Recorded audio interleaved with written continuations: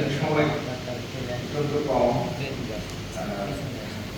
ছটার মধ্যে শেষ করতে চেয়েছিলেন, তারেক আছেন, সেলিম আপা আছেন, সবাই আগে আসলে জন আকাঙ্ক্ষা এই অভ্যুত্থানের 26 সনে জনতার যে গণঅভ্যুত্থান, সেই অভ্যুত্থানের জন আকাঙ্ক্ষা কি সেটা তো খুবই স্পষ্ট।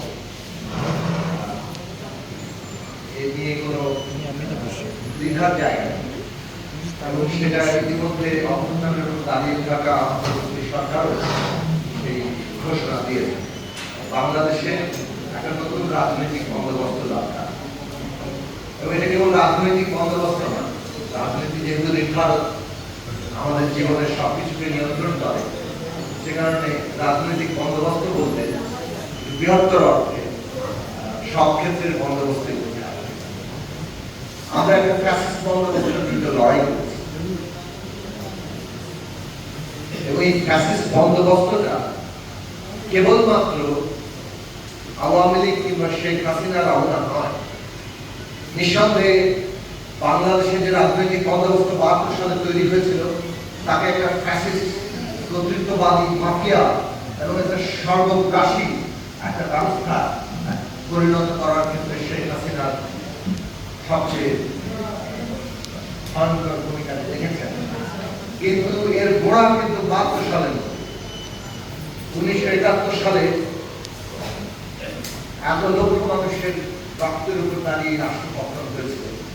সেখানে নাগরিকদের জন্য যে স্পষ্ট রূপরেখা ছিল, ঘোষণা ছিল যে তাদের জন্য সাম্য, মানবিক মর্যাদার সামাজিক ন্যায় বিচার প্রতিষ্ঠিত হবে, সেটা 72 সালেই অস্বীকৃত।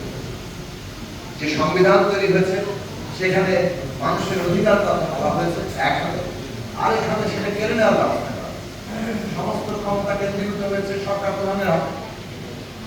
তার ন্যূনতম কোনো জবাবদিহিতার জায়গা না, যার ফলে বাংলাদেশে ন্যূনতম কোনো ক্ষমতার ভারসাম্য ছিল না, ফলে কোনো জবাবদিহিতা হচ্ছে না।